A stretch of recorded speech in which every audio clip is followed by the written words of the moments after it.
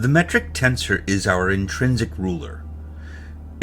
It's the generalized form of the element of length, arc length or interval, usually denoted by ds, between two coordinates, and ds squared is defined by the metric tensor gij multiplied by the differentials dxi dxj.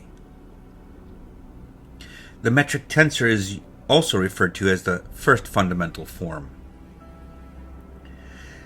Now, the metric tensor are functions of the coordinate xi. If Cartesian coordinates are introduced to Euclidean space, then we have the metric tensor equal to the Kronecker delta. And we retrieve from that the element of length given by the three-dimensional Pythagorean theorem.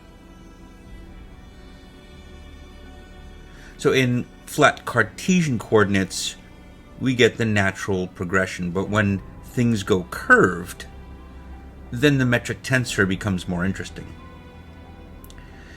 The element g00, or the time element, is found in the upper left-hand corner. The space elements are found where m and n are Roman indices 1, 2, and 3, and the g0m or gm0 are our space-time coordinates or components, where time and space are both mixed. In a flat Minkowski spacetime in special relativity, one might choose the metric to look as this, with the sign convention giving the negatives to the spatial coordinates here. But all elements of this particular metric are constant, and the time element is equal to 1. We will dive into this idea a little further upon what the physical meaning of these components really are.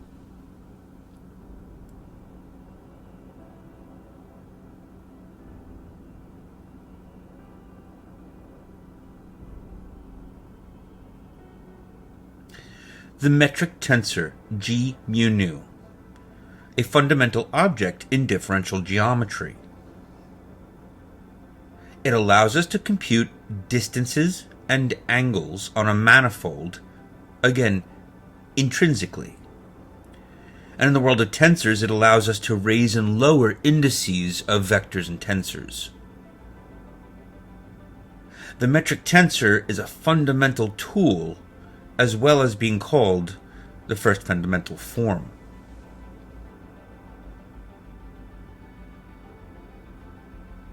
In a local coordinate system on a four-dimensional spacetime, G mu nu will have 16 components, the elements of that matrix we just saw.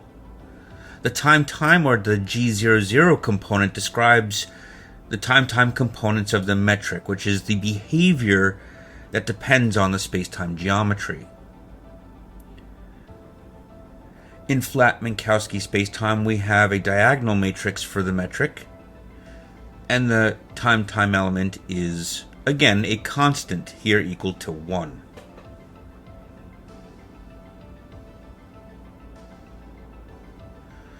For a curved spacetime in general relativity, the G00 or time component can vary depending on the position in spacetime. Therefore, its derivative with respect to a spatial component begs the question, how does the time component change as we move through space? Reminding that the spatial coordinates are given to be with indices 1, 2, and 3, using the Roman indices for those.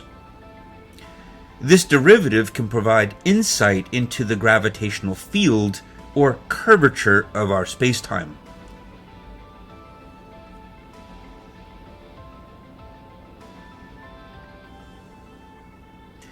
Now, curvature and gravitational effects. The derivative of our time component with respect to spatial coordinates is related to the spatial variation of what we call the gravitational potential, especially in the weak field approximation to Einstein's equations. Spatial variation corresponds to acceleration or tidal gravitational effects.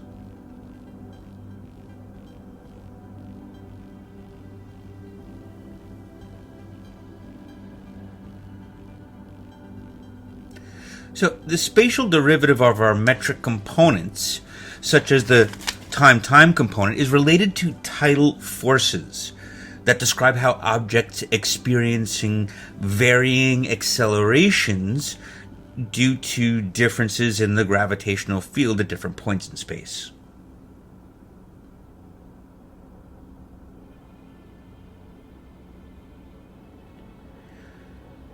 Now, the derivative of the metric components, well, they play also a very important role in calculating what are known as the Christoffel symbols. The Christoffel symbols are known as the connection coefficients, and they're used to describe how vectors will change as they move along a curve in curved spacetime. That is, they help us define geodesic curves. And these symbols are essential in defining what we call the covariant derivative. And that helps us understand the curvature of spacetime.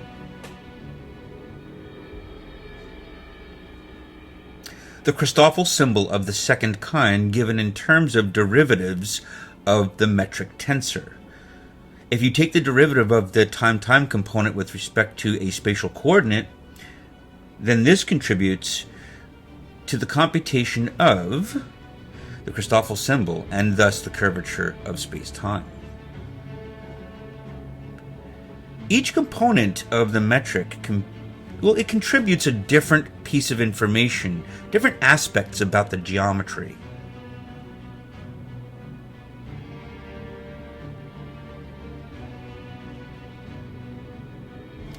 The time-time component is especially important. It primarily describes how time is stretched or contracted due to the presence of gravity, or the curvature of spacetime. A curved space, such as near like a massive star, the time-time component may deviate from being constant, from being 1, and this deviation would reflect the gravitational time dilation effect. Clocks in stronger gravitational fields will tick slower. So this time-time component is related to the passage of time. This becomes important when one discusses black holes. Now, time dilation occurs because the metric component of the time-time component determines how proper time, d tau, relates to the coordinate time, dt. And for a spatial stationary observer, d tau is equal to the square root of the time-time component, dt.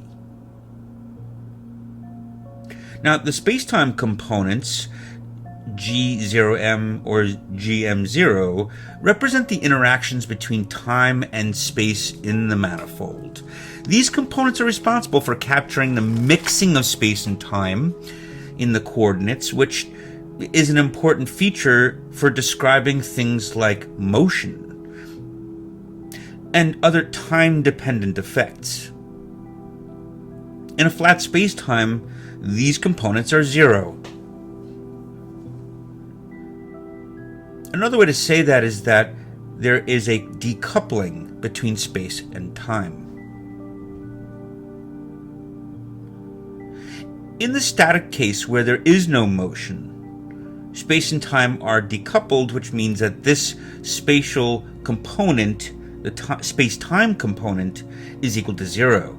And in the case of a moving observer, space-time components interact the spatial coordinates, leading to effects like gravitational waves, or things like rotations in space, and time dilation in moving reference frames. In a black hole, a rotating black hole, the Kerr metric describes such a distortion. Now, as it goes for the space coordinates, GMN, these describe how distances between points in space are measured. Remember that the metric is our internal ruler. So these components describe the geometry of space itself, which may or may not be curved by a mass and energy or other factors.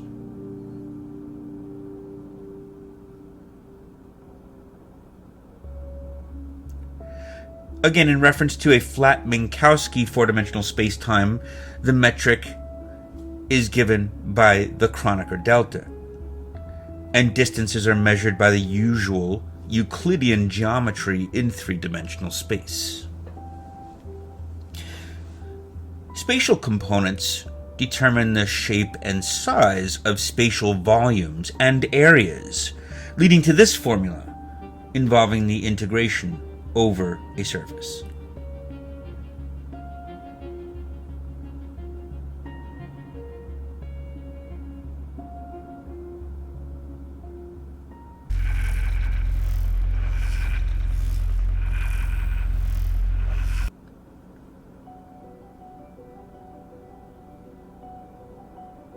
An important feature to understanding the relationship between contravariant and covariant tensors is to really understand the relationship between vectors and covectors. They have a duality. A fundamental concept in understanding the relationship is to know what this duality is all about. So for our purposes, a vector is a tangent vector to a manifold. A vector v in some n-dimensional manifold is an element of what we call the tangent space, denoted by capital T m, sometimes with a little p for the point P on the manifold. So Tm is the space of all possible directions in which one can move from a point P on the manifold. Therefore, vectors can be represented as linear combinations of basis vectors in this tangent space.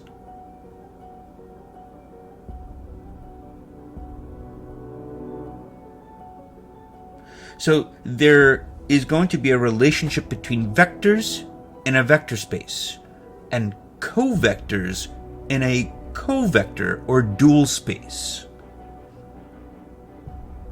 So if we write the components of a vector v with its contravariant components, the partial derivative with respect to the xi coordinate is the basis vector in the tangent space.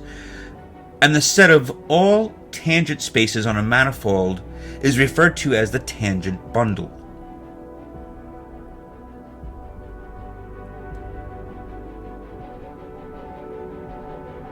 So if a vector v lives in the vector space capital V, then covectors are elements of the dual space, sometimes written as v star.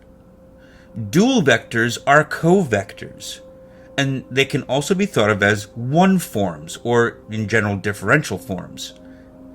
And they're measuring devices for vectors. A covector can be thought of as a linear functional which acts on a vector. And it acts on the vector through the inner product. And this will give us a little bit more of an intimate idea upon why lower and upper indices must match in order to create an inner product with tensors.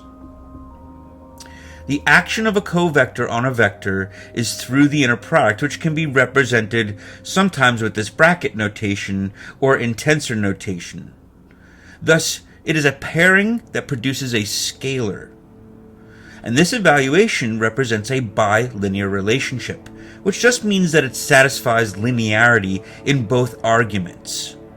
A covector acting on a vector acts as a linear map that takes a vector and produces a scalar value. And thus it can sometimes be written like this as a linear functional, where v is the input vector and the covector produces an output scalar. It measures something about the vector.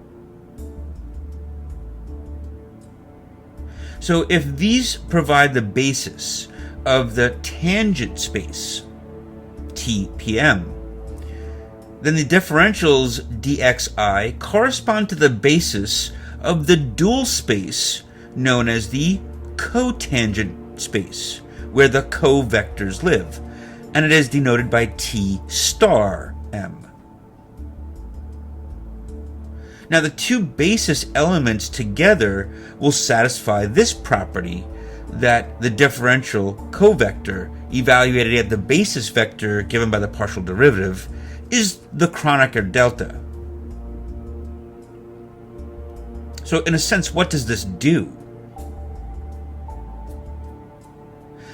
What the covectors do is they sort of pick out the components of the basis vectors given by the partial derivatives, ensuring that covectors and vectors form a pairing that allows for the computation of scalar products or inner products.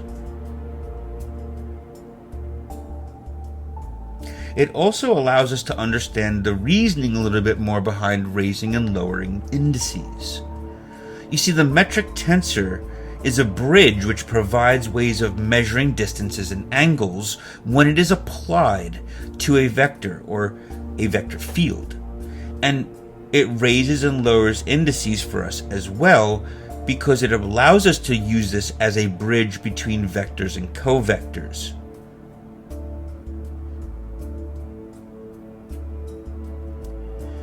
One can use the inverse metric as a bridge to go in the opposite direction as well. So geometrically, vectors represent a tangent direction at a point, a direction in which one can move along a curve. Covectors, they represent measuring devices. They measure how much of a vector corresponds to a certain coordinate or specific direction in space. One can think of covectors as level-set curves upon which a vector field is applied and the vectors are measured against that level-set curve.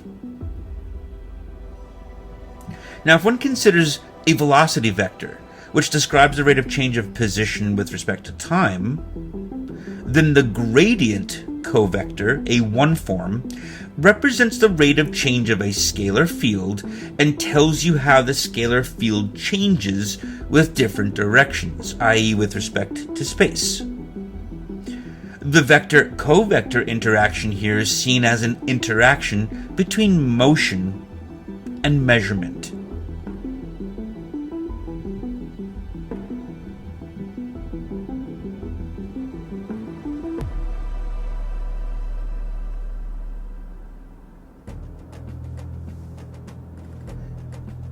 Decoding the Riemann-Christoffel curvature tensor.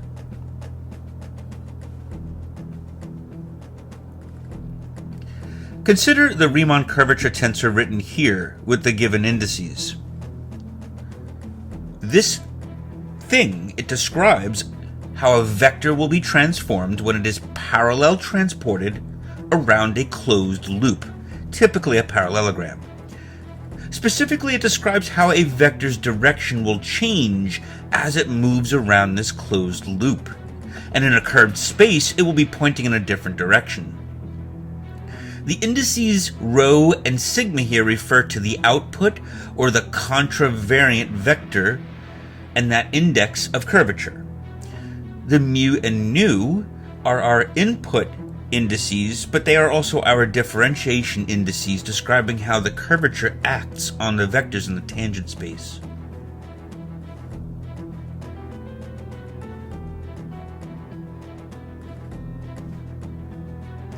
Well, I hope you liked that video. Please hit that like, subscribe, and notification bell for more videos, and stay tuned for Chapter 5, which will cover these topics. Stay tuned.